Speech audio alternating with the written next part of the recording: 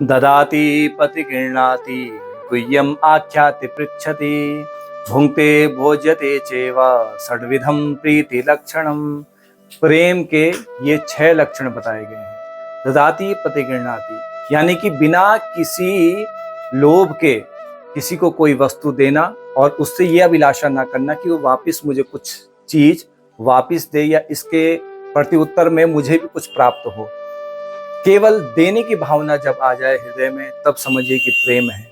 ददाति पतिगृह्णाति, और लेने का भाव कभी ना आए मन में, केवल देने का भाव जब रहे। ददाति पतिगृह्णाति, और जो प्रेमी है उसको भी चाहिए कि अपने प्रेमी को कुछ ना कुछ चीज प्रदान करे।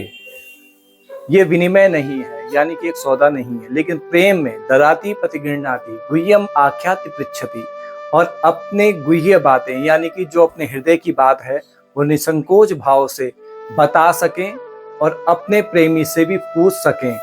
ये जो दोनों लक्षण हैं, गुह्याति अपने जो गुह्य मतलब जो अपने बिल्कुल जिसको कहा जाता है कि आजकल की भाषा में सीक्रेट बताएं और उनसे निसंकोच पूछ भी सकें, किसी प्रकार का भय ना हो। ददाति प्रतिगृह्णाति गुह्यम आख्याति पृच्छति भुंक्ते भोज्यते चैव। आप अपने जिनसे आप प्रेम करते हैं उनको अपने यहाँ भोजन पर बुलाएं और भोजन के लिए निसंकोच भाव से जहाँ जा सके, कोई डर और भय ना हो, कोई संकोच ना हो कि मैं उनके घर में जा रहा हूँ, कहीं ऐसा तो नहीं कि वे नाराज हो जाएं। बिल्कुल अपना घर समझ करके जहाँ आप जा सकें। भुंक्ते भोज्यते चैव, वो भी आपके यहाँ आ सके, आप उनके यहाँ जा सकें। भुंक्ते भोज्यते चैव षड्विधम प्रीति लक्षणम, ये 6 लक्षण बताए गए हैं प्रेम के।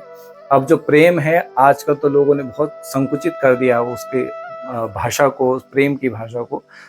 ये जो श्लोक है ये बताता है कि जब निसंकोच भाव से आप व्यवहार निभाएं और आपके बीच में किसी प्रकार का कोई पर्दा ना हो, तो आप समझिए कि आप वास्तव में प्रेम करते हैं। जहाँ पर्दा हो, दुराव हो, छिपाव हो, किसी बात को लेकर के आप उससे छुपा रहे हैं अपने प्रेमी से, जिनको आप अपना प्रेमी सज्जन कहते हैं। यहाँ पर बात केवल स्त्री और पुरुष की नहीं हो रही है, किसी का भी आपका व्यवहार है सामान्य जगत में भी, तो भी ये 6 चीजें यदि निष्पक्ष रूप से है और निसंकोच भाव से आप अपनी बातों को रख सकते हैं दूसरे के सामने, तो समझिए आपका प्रेम प्रगाढ़ है। जय श्री राम।